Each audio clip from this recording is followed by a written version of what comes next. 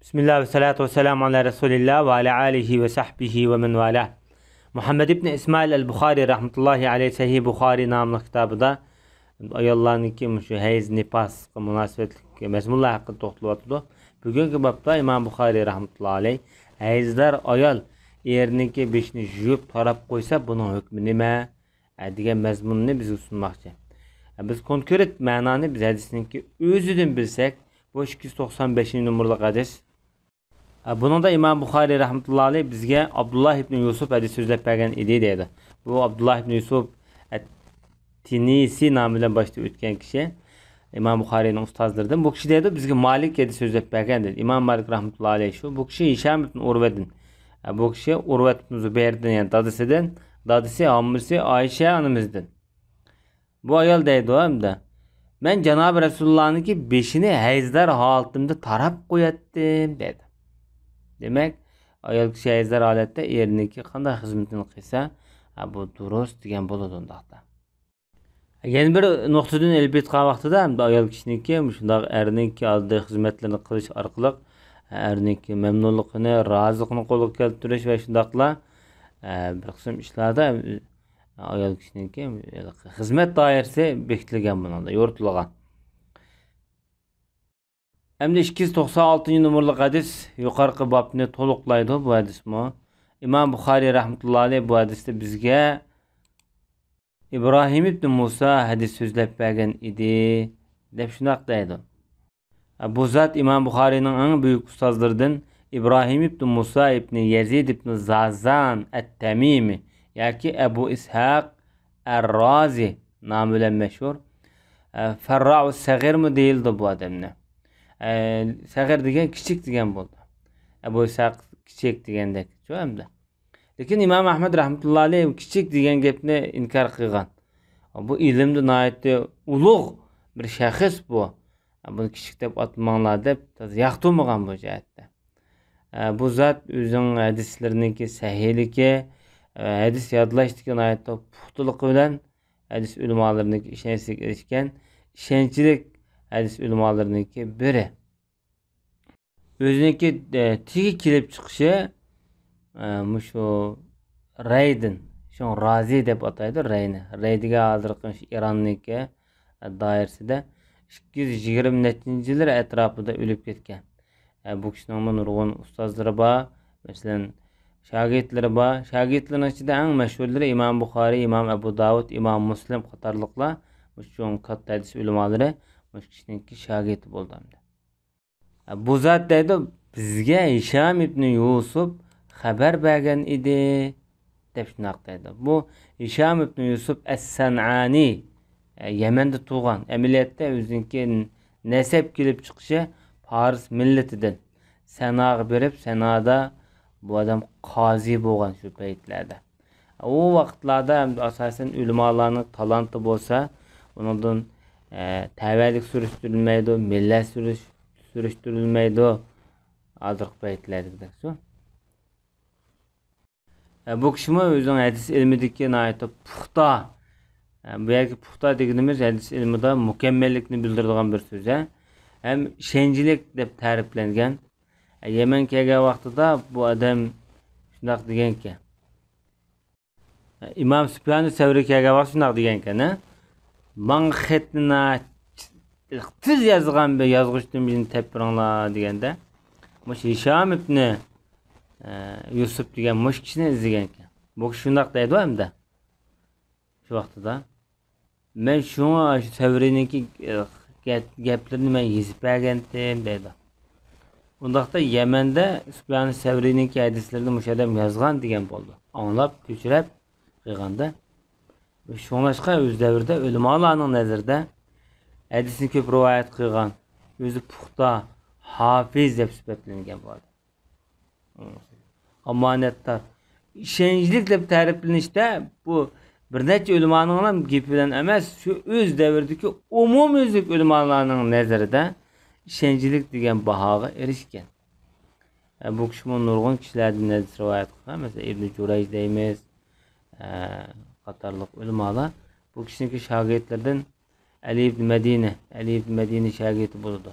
Ali ibn Medini degan İmam Buxoriyning ustozlaridan. Yahya ibn Ma'in shagirdi, Sa'q ibn Rahaviy shagirdi. Sa'q ibn Rahaviymi İmam Buxoriyning ustozi.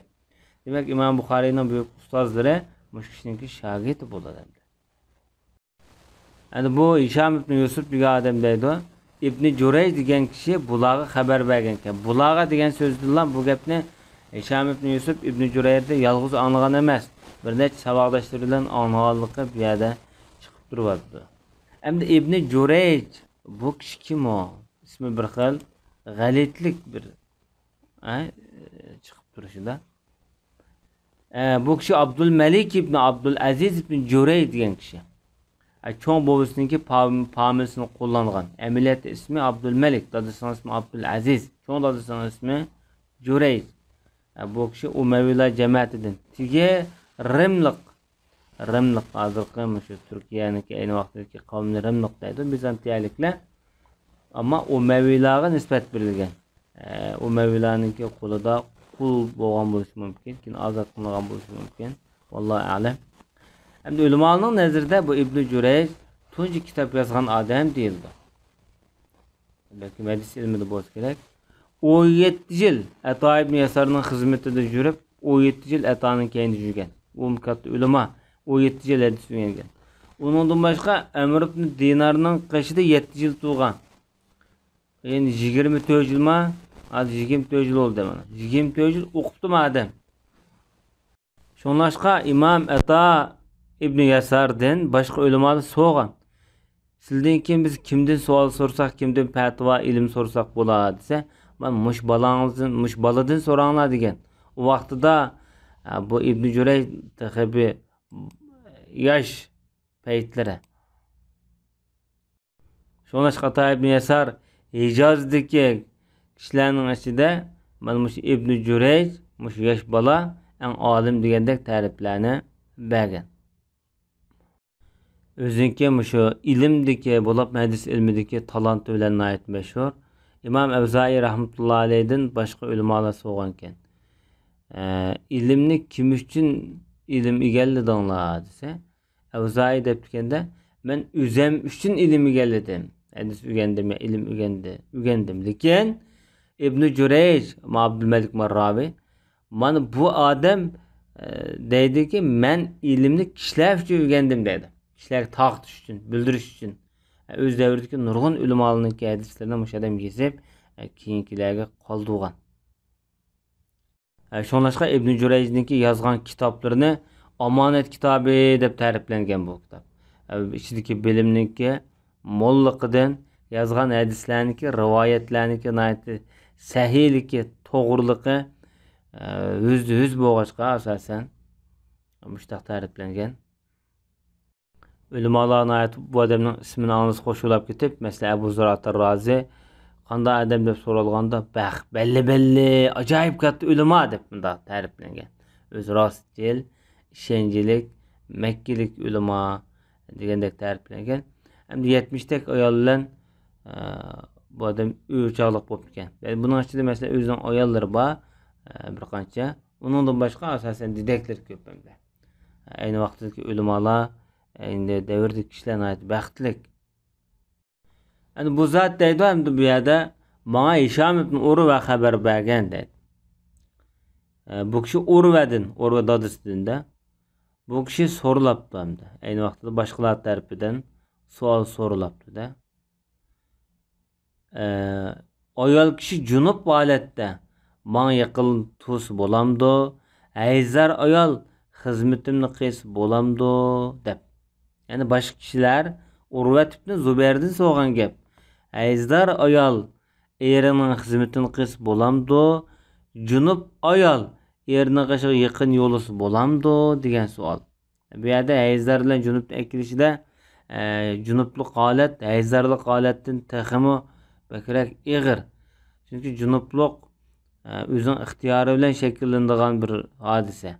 Hayzarlik Allohning irodasi bilan insonning qudratsiz, ixtiyorsiz holat yuz beradigan bir ahvol. Shuni demoqchi. İmam Urva shundoq deydi. Buning hammasi men qulay. Yani bu oson bir ish bu. Amu man xizmat qilsa bo'ladi. Buningda hech kimga chataq yo'q, kerak yo'q. Oysha man shunday xabar bergan debdi. Hammasi o'ludimda.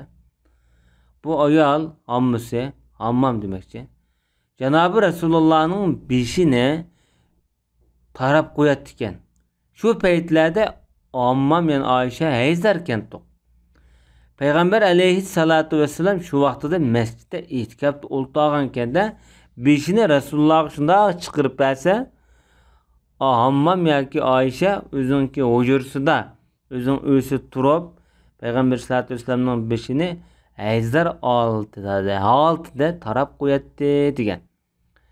Demak bu Rasulullah'ningki oilasi munosabatlik avval bo'lgan urva nayt inchiklik bilan buni bilgan. Chunki hammasi o'g'andiki mahram qanday masalalar bo'lsa aniq so'ray oladi. Yotidan bo'lib qolsa ba'zi gaplarni masalan orliqda parda bo'ladi yoki hijoblandi bo'lsa siqincha yuz berib so'rayolmaslik mumkin. Oysha onamizningki nurg'un bilimi Urvat bin Zubayr orqali keyingi ummatlarga yetgan hamda. Yani birisi Oysha onamizningki masjidi bilan nima hujurasi bilan Peygamber sallallohu alayhi vasallamningki masjidi bir tam, kichik bir tamba. Shunda eshikdan shunda beshini shunda chiqarsa ya qo'lni chiqarsa tamga yo'linib turgan odamga qo'l yetadi. Peygamber sallallohu alayhi vasallamningki masjidningki shu qibla tarafga qarasak sol tarafda bu uy. Shu masjidda Peygamberimiz o'tirib beshini shunda chiqirib bergan bo'lsa, etikaf qilgan paytlarda Oysha onamiz tarab qilib qo'yganligi bu yerda ta'kidlangan. Undaqda ayol kishiningki badini umumiylik teni masjidga kirmay ayzara altida qo'li masalanchu qisman a'zolari qo'l sunib ya oshti sunib ya tomoq sunib o'xshash avvallar yuz bersa bo'ladi. Ya'ni bu junub deyishga yoki junub adam masjid kirdi degan iborat buningda ishlatilmaydi demakchi. Hem itikaf qilayotgan odammi o'zinki puti yoki qo'li masjidningki teshig'idan chiqarilgan bo'lsa, bumi itikafi buzilmaydi deb. Chunki umumiylik badanning hammasi ketmadi bu yerda, sirtqi ketmadi. Ve sallallahu ala nebiyina Muhammed ve ala alihi ve sahbihi ecmaîn.